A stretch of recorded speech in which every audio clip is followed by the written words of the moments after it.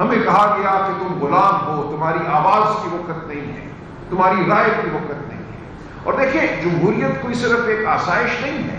آپ پاکستان کی 78 سالہ تاریخ پر نظر ڈالیے، ہماری حالیہ تاریخ پہ نظر ڈالیے، کیوں آج سندھ میں حالی مضطرب ہے، خوفزدہ ہے کہ اس کا پانی چھین لیا جائے گا؟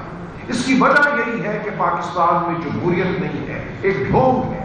ورنہ ممکن نہیں تھا کہ دریائے سندھ سے 6 نہریں نکالنے کا منصوبہ ہو اور عوام سے رائے نہ لی جائے، عوام کے جو حقیقی نمائندے ہیں ان سے پوچھا نہ جائے کہ کیا ہم ایسا کریں یا نہ کریں۔ آواز کو ہم سننے کی کوئی زحمت بھی گوارا نہیں کریں گے۔ اب ایسا ملک نہیں ہے، ہماری سرشت میں ہے۔ میں سمجھتا ہوں جمہوریت پاکستان ایک جمہوری تحریک کے ذریعے وجود میں آیا تھا۔ ہماری سرشت میں ہے ایک آزاد پریس، ہماری سرشت میں ہے ایک آزاد عدلیہ کی تمنا۔ عدلیہ میں آزاد کبھی نہیں رہی۔ پریس میں آپ لوگوں نے پھر اپنی کوشش کے ذریعے ایسے مواقع پیدا کیے جب آپ نے اپنی بات کی، آپ نے جابر کی آنکھوں میں آنکھیں ڈال کر سچ کلمہ حق جو ہے ادا کیا۔ تو آپ کا رول بہت شاندار ہے ہماری تاریخ میں، اور اسی لیے ہم آپ کے سامنے پیش ہوتے ہیں کہ جو عوام اور ریاست کے درمیان رشتہ ہمارا آئین قائم کرتا ہے، اس رشتے کو توڑ دیا گیا ہے۔ 8 فروری 2024 کو اس رشتے پر حملہ ہوا، کل پھر ہم نے دیکھا کہ اس تعلق پہ حملہ ہوا۔ ہمارا آئین یہ کہتا ہے کہ حاکمیت اعلیٰ خدا تعالیٰ اللہ تعالیٰ کی ذات کی ہے، لیکن اس کرۂ ارض پہ، اس زمین پر حاکمیت عوام کی ہے، اور عوام حاکمیت قائم کرتے ہیں اپنے منتخب نمائندوں کے ذریعے، chosen representatives of the people۔ یہ ہمارے آئین کے الفاظ ہیں۔ تو جب آپ اس انتخابی عمل میں خلل ڈالتے ہیں، جب آپ اس انتخابی عمل پر حملہ کرتے ہیں، تو آپ عوام اور ریاست کا جو بنیادی تعلق ہے اس پر حملہ کرتے ہیں۔ آپ عوام کو کہتے ہیں کہ تم انسان نہیں ہو، تمہاری سوچ، تمہاری رائے کوئی مطلب نہیں رکھتی۔ اور یہ 8 فروری کو بھی ہوا، یہ کل بھی ہوا، اور یہ پہلے بھی ہوا ہے ہماری تاریخ میں۔ تو ہمیں بحیثیت قوم اب یہ فیصلہ کرنا ہے کہ کیا ہم ایک ریوڑ ہیں، ہم بھیڑ بکریاں ہیں، ہم ایک قبرستان کے واسی ہیں، ہم لاشیں ہیں، یا ہم زندہ انسان ہیں۔ تو کل پھر ایک چیلنج ہماری جانب پھینکا گیا ہے کہ کیا تم انسان ہو یا انسان نہیں ہو، کیا تم غلام ہو یا آزاد ہو۔ ہمیں کہا گیا کہ تم غلام ہو، تمہاری آواز کی وقت نہیں ہے، تمہاری رائے کی وقت نہیں ہے۔ اور دیکھیں، جمہوریت کوئی صرف ایک آسائش نہیں ہے۔ آپ پاکستان کی 78 سالہ تاریخ پر نظر ڈالیے، ہماری حالیہ تاریخ پہ نظر ڈالیے، کیوں آج سندھ میں حالی مضطرب ہے، خوفزدہ ہے کہ اس کا پانی چھین لیا جائے گا؟ اس کی وجہ یہی ہے کہ پاکستان میں جمہوریت نہیں ہے، ایک ڈھونگ ہے۔ ورنہ ممکن نہیں تھا کہ دریائے سندھ سے 6 نہریں نکالنے کا منصوبہ ہو اور عوام سے رائے نہ لی جائے، عوام کے جو حقیقی نمائندے ہیں ان سے پوچھا نہ جائے کہ کیا ہم ایسا کریں یا نہ کریں۔ چونکہ آج ملک میں ڈکٹیٹرشپ قائم ہے، ایک لبادہ اوڑا ہوا ہے اس ڈکٹیٹرشپ میں، جھوٹے الیکشن، 8 فروری کے جھوٹے الیکشن کے بعد ایک لبادہ ہے، صرف ایک ہیولہ ہے۔ اصل میں یہاں فسطائیت ہے، بربریت ہے، کوئی گھر آزاد نہیں ہے، کوئی عدلیہ آج آزاد نہیں ہے، کوئی جج آزاد نہیں ہے۔ عدلیہ سر جھکائے کھڑی ہے ہمارے سامنے، ہم تقاضا کرتے ہیں، ہمیں جواب نہیں ملتا۔ جو 8 فروری کا الیکشن ہوا، اس دن جو معاملات ہوئے ان کے حوالے سے الیکشن پٹیشنیں آج بھی پڑی ہوئی ہیں، کسی جج کی ہمت نہیں ہے کہ وہ واقعات کا سامنا کر سکے۔ پی سی او کے تحت اوتھ لینے والے لوگوں کو جج مقرر کیا گیا الیکشن ٹرائبیونلز کا، اور وہ معاملہ وہیں پہ پڑا ہوا ہے، کیونکہ سچ کو دیکھنے کی تاب نہیں ہے اس نظام میں۔ یہ جھوٹ کا نظام ہے، یہ فریب کا نظام ہے، یہ کفر کا نظام ہے، یہ ظلم کا نظام ہے۔ آپ نے اور ہم نے یہ فیصلہ کرنا ہے کہ کیا ہم نے اس کفر کو، اس جھوٹ کو، اس ظلم کو ماننا ہے، کیا ہم نے اپنے سر جھکا لینے ہیں، یا ہم نے آواز بلند کرتے رہنا ہے حق کی، سچ کی، اور ہر سطح پہ وہ آواز ہم نے بلند کرنی ہے۔ جو بھی عدلیہ ہمیں میسر ہے اس کے سامنے بھی ہم آواز بلند کریں گے، ہم پارلیمان میں بھی آواز بلند کریں گے، اور آپ دیکھیں گے کہ ہم سڑکوں پہ، پریس کلبز میں، بار ایسوسیشنز میں، ہر جگہ یہ آواز بلند کریں گے، کیونکہ یہ ہمارا فریضہ ہے بطور انسان۔ اگر ہم یہ نہیں کرتے تو ہم اپنے بچوں کو تاریخی ورثے میں دے کر جاتے ہیں، ہم اپنے بچوں کو غلام چھوڑ کر جاتے ہیں۔ تو آپ کا، میرا، پاکستانی قوم کے ہر فرد کا، ہر محب وطن شہری کا آج یہ فرض ہے کہ ہم اس وسطائیت کے خلاف، اس لوٹ کے خلاف کھڑے ہیں۔ کل ڈاکہ صرف سمبریال کے عوام کی رائے پہ نہیں ڈالا گیا، ڈاکہ آپ کی عزت نفس پہ ڈالا گیا ہے، آپ کے وجود پہ ڈالا گیا ہے، آپ کو انسان نہیں سمجھا گیا۔ تو ہم نے اس ملک میں جمہوریت لانی ہے، اس لیے لانی ہے کہ ہمارے اسکول جو ہے وہ تعلیم دیں ہمارے بچوں کو، جو ہمارے بچوں کو اس قابل بنائیں کہ وہ امیر کے بچے کے ساتھ مقابلہ کر سکیں۔ آج 15 سال کی عمر کے 40% بچے کسی اسکول میں نہیں جاتے، کسی مدرسے میں نہیں جاتے، اور جو جاتے بھی ہیں سرکاری اسکولوں میں، وہ باہر نکل کر مقابلہ نہیں کر سکتے امیر کے بچے کا جو کسی انگریزی میڈیم اسکول میں بڑی فیس دے کر پڑھا ہوتا ہے۔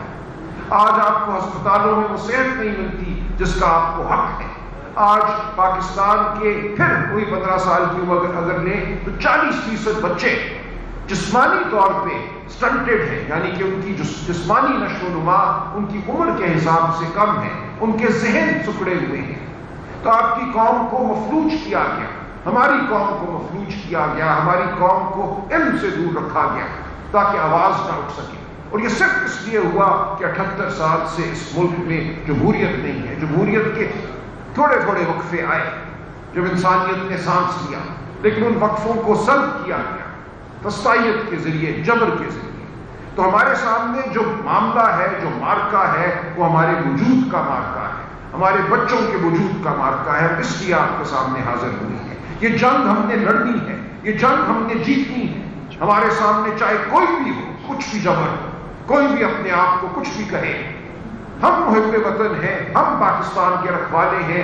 عمران خان جیل میں اسی لیے ہے، وہ کوئی ڈیل نہیں کرے گا کیونکہ وہ کسی حکومت کا خواہش مند نہیں ہے، وہ اقتدار کا خواہش مند نہیں ہے، وہ اصول کی جنگ لڑ رہا ہے، وہ پاکستان میں حرمت انسانی کی جنگ لڑ رہا ہے، وہ آپ کے بچوں کی جنگ لڑ رہا ہے۔ وہ بالکل واضح ہے کہ 2 سال نہیں، 2 سال اور اس کے بعد 2 سال اور اس کو جیل میں رہنا پڑا تو وہ رہے گا۔ اس کو نکالنا ہمارا فرض ہے، پاکستان کے ہر بچے کا، ہر باپ کا، ہر ماں کا فرض ہے کہ ہم باہر نکلیں اور عمران خان کو آزاد کرائیں، کیونکہ اس کی آزادی میں ہمارے مستقبل کی فلاح مضمر ہے۔ پاکستان میں اگر آئین اور قانون کا بول بالا ہونا ہے تو عمران خان کو باہر آنا ہوگا۔ اس کا جیل میں رہنا اس بات کا ثبوت ہے کہ پاکستان میں نہ آئین ہے، نہ قانون ہے، نہ کوئی عدلیہ ہے۔ تو آپ سے یہی گزارش ہے کہ ہماری آپ کے سامنے جو استدعا ہے وہ پی ٹی آئی کی استدعا نہیں ہے، وہ پاکستان کے ہر بچے کی استدعا ہے، ہر ماں کی استدعا ہے، ہر باپ کی استدعا ہے جو مستقبل کے حوالے سے فکر مند ہے، جو محب وطن ہے۔ تو ہم آپ کو دعوت دیتے ہیں کہ آپ ہمارے ساتھ چلیں، اس جد و جہد کا حصہ بنیں۔ یہ جہاد ہے پاکستان کے نفس کے لیے، میں کہوں گا یہ جہاد ہے، ہماری اپنی عزتوں کے لیے یہ جہاد ہے، چادر چار دیواری کے تقدس کے لیے یہ جہاد ہے۔ ہم نے یہ جہاد لڑنا ہے، ہم نے یہ مارکا جیتنا ہے۔ ہم آپ کے سامنے پیش ہوتے رہیں گے، آپ کو دعوت دیتے رہیں گے، خود بھی نکلیں گے اور آپ کو بھی نکلنے کو کہیں گے۔ بہت شکریہ۔ بتا دیں کل جو الیکشن میں آپ نے داخلی کا الزام لگایا کہ ووٹوں کا ڈفرنس ہے وہ تقریباً 40,000 کے قریب ہے، کیا جو آپ کے پاس فارم 43 ہے تمام وہ موجود ہے اور اس کے مطابق آپ کے ووٹ کتنے ہیں اور فارم جو آپ کو دیا گیا؟ دیکھیے میں عرض کروں، جو 8 فروری 2024 کا معاملہ تھا نا، اس دن تو شاید ابھی یہ سیکھ رہے تھے قیادری کا۔ فارم 45 اس دن رات میں انہوں نے بدلے، کاٹے مارے، کہیں پہ جہاں پہ 1 تھا اس کو 9 کیا، یہ سب کچھ کیا انہوں نے، اور وہ ایک مذاق تھا جو قوم کے سامنے آ گیا۔ اب یہ جو فسطائیت کے طریقے ہیں اس میں یہ زیادہ ماہر ہو گئے ہیں نا۔ اب یہ ہوا کہ فارم 45 تو پہلے سے جیب میں ڈالے ہوئے تھے انہوں نے۔ فارم 45 تو وہ ہوتا ہے جو پولنگ ایجنٹس کی موجودگی میں بنے، جس پہ پولنگ ایجنٹس کے دستخط ہوں۔ اب تو یہ ہوا کہ پولنگ ایجنٹس کو اٹھا کے باہر پھینک دیا گیا، فارم جیب سے نکال کے پیش کر دیے گئے، ان فارموں کے مطابق ڈبوں کو بھرا گیا یا بھر دیا جائے گا، اگلے چند دنوں میں تھیلوں کو بھر دیا جائے گا۔ اس کی اب فارم 45 وغیرہ بےمانی ہو چکے ہیں۔ اب جو آپ نے دیکھا وہاں پہ پولیس کا کیا کام ہے کہ کسی بھی پولنگ اسٹیشن سے کسی ایک فرد کو وہ باہر نکالے۔ یہ قانون میں لکھا ہے کہ جو کنسالیڈیشن ہے، ہر پولنگ اسٹیشن سے جو رزلٹ آتا ہے، جو فارم آتے ہیں، ان کی کنسالیڈیشن کینڈیڈیٹس کی موجودگی میں ریٹرننگ افسر نے کرنی ہوتی ہے۔ کیا ایسا ہوا؟ کل نہیں ہوا۔ جب آپ نے ریٹرننگ افسر کے دفتر کو گھیرے میں لے لیا، وہاں پہ امیدوار کو یا اس کے الیکشن ایجنٹ کو داخل نہیں ہونے دیا، تو الیکشن وہیں ختم ہو گیا، الیکشن کی کوئی حرمت اس کے بعد باقی نہیں رہ جاتی۔ تو اب یہ معاملہ یہ نہیں ہے کہ آپ کے پاس کتنے فارم ہیں اور کتنے فارم نہیں ہیں، بات اس سے آگے بڑھ چکی ہے، یا اندیدہ دلیری ہے یا جبر ہے۔ بتائیے گا کہ بعض دفعہ ایسے ہی ہوتا ہے بائی الیکشن میں خاص طور پہ کہ حکومت دی جاتی ہے، اور کب تک ایسے چلے گا کہ جب الیکشن ہو گیا اس کے بعد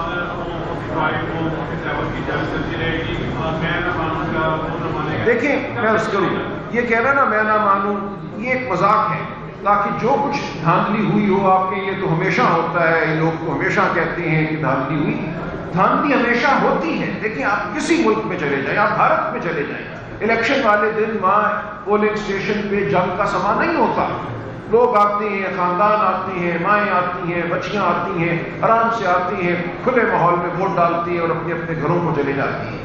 کیا وجہ ہے کہ پاکستان میں ہر پولنگ اسٹیشن جو ہے وہ ایک جنگ کا سما پیش کرتا ہے، کہ وہاں پہ جیسے کوئی گنڈے ہیں، انہوں نے قبضہ کیا ہوا ہے، مار پیٹ ہو رہی ہے، پولیس ایک رول ادا کر رہی ہے، لوگوں کو اٹھا کے باہر پھینک رہی ہے، دروازے بند ہو رہے ہیں؟ کیوں ایسا ہوتا ہے؟ ایسا نہیں ہونا چاہیے۔ آپ کسی ملک میں چلے جائیں جہاں الیکشن ہوتی ہے، یہ سما نہیں ہوتا۔ یہاں یہ اس لیے ہوتا ہے کہ ایک سوچی سمجھی منصوبہ بندی کے تحت آپ نے الیکشن کو لوٹنا ہوتا ہے، اس لیے آپ میں خوف کا سما پیدا کرتے ہیں، لوگوں کو ہراساں کرتے ہیں۔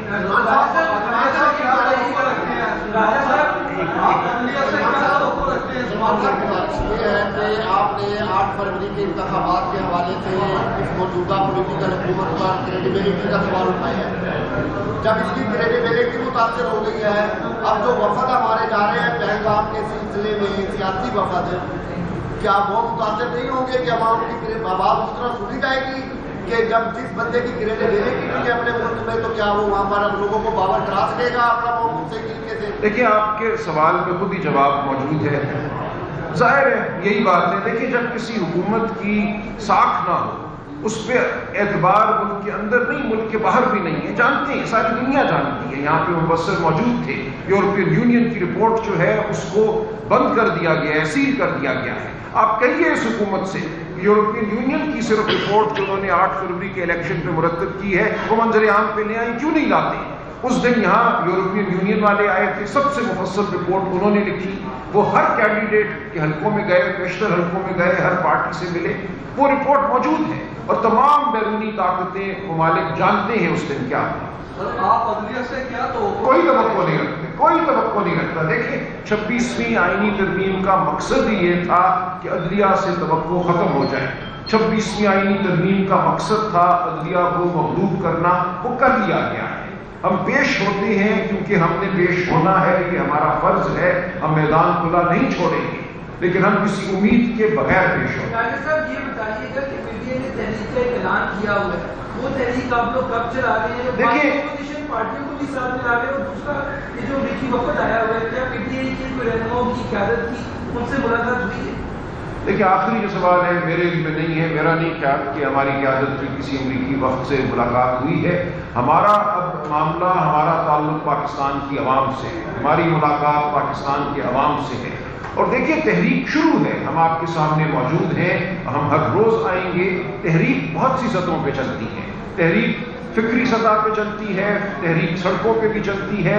یہ تحریک پاکستان کے عوام نے چلانی ہے، صرف پی ٹی آئی نے نہیں چلانی۔ میں بار بار یہ عرض کرتا ہوں کہ یہ پاکستان کے مستقبل کا معاملہ ہے، پی ٹی آئی کے مستقبل کا معاملہ نہیں ہے، اور آپ دیکھیں گے کہ پاکستان کے عوام اس تحریک کو چلائیں گے۔ راجہ صاحب آپ کی جماعت کے لوگوں نے خط لکھا تھا صدر لاہور کے خلاف آپ کو کہ یہ کام ٹھیک نہیں کر رہے، ایکٹیو نہیں ہے، خط کا کیا بنا کہ جماعت میں بھی جمہوریت؟ دیکھیں آج یہ موضوع نہیں ہے، ایسی بات نہیں ہے، یہ پارٹی کے اندرونی معاملات ہیں، آج ہم بڑی سطح کی بات کر رہے ہیں۔ آپ کے حوالے سے ایک بیان تھا کہ جو خان صاحب کے بچے ہیں ان کو بھی آنے والے دنوں میں سیاست میں آنا چاہیے، کیا یہ آپ کا اپنا ذاتی بیان تھا یا پھر اس میں کوئی آنے والے دنوں میں کچھ عملی طور پہ کام دیکھ رہے ہیں؟ بات یہ ہے، میں اس میں دوبارہ کلیئر کر دوں کہ یہ کوئی مروسی سیاست نہیں ہے۔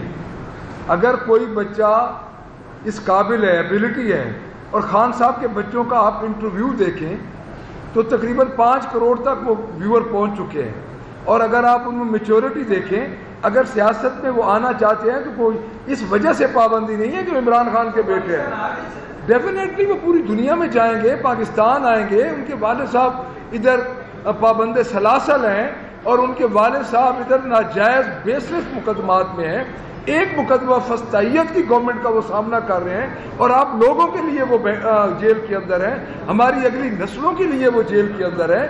تو اگر وہ آنا چاہیں تو ان کو کوئی روک نہیں سکتا، وہ پاکستان کے فارمر پرائم منسٹر کے بیٹے ہیں، اگر وہ آنا چاہیں تو ان کو کوئی نہیں روک سکتا۔ ہمارے بتائیے گا، ابھی آپ نے بتایا کہ الیکشن کمیشن کے کنٹرول میں گورنمنٹ کے اور عدالت پہ آپ کو یقین نہیں ہے اور آپ کو مجبوری کے تحت جاتے ہیں، تو کیا حل کیا ہے اس کا، کیسے آپ کو؟ دیکھیے قوموں نے ان مارکوں کو سر کیا ہے، حال ہی میں ہم نے دیکھا بنگلہ دیش میں کیا ہوا ہے، وہاں حالات ہماری طرح کے ہیں، تو کوئی وجہ نہیں ہے کہ پاکستان کی قوم بھی اپنا فیصلہ نہ کر سکے۔ آپ انسانی تاریخ پہ نظر دوڑائیے، کسی ایک قوم کے بڑے فیصلے عدالتوں میں نہیں ہوتے، فیصلے ہمیشہ سڑکوں پہ ہوتے ہیں، ہمیشہ میدانوں میں ہوتے ہیں۔ یہ تاریخ کا ایک انمٹ اصول ہے، پاکستان کے فیصلے بھی بالآخر سڑکوں پہ ہوتے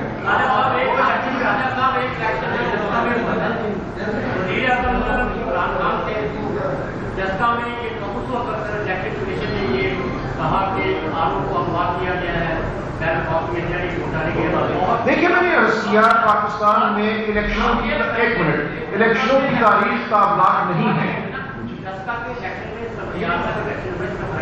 اور آپ پاکستان کی بہت اچھی ہوئی ہے، میں ذاتی طور پر آپ یہ بتائیں یہ سلسلہ جو ہے دسکا کے الیکشن دیکھیں یا دوسرا الیکشن، یہ سلسلہ کب تک جاری رہے گا؟ نہیں رہنا چاہیے۔ میں عرض کروں، دیکھیں یہ جو اس قسم میں عرض کروں، دیکھیں فرق تو جزیات میں ہوتے ہیں، لیکن یہ جو عمل ہے کہ آر او کو اغوا کر لیا گیا، آر او کو میں اغوا نہیں کر سکتا، آر او کو کوئی کینڈیڈیٹ بھی اغوا نہیں کر سکتا۔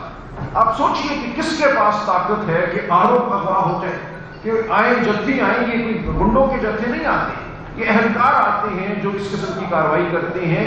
ہمیں براہ راست گفتگو ریاست سے اسی لیے کرنی ہے، ریاست جب تک جمہوریت کے تابع نہیں ہوگی، ریاست کے وسائل کو استعمال کیا جائے گا اسی طرح کے معاملات کے لیے، اسی طرح کے کارناموں کے لیے۔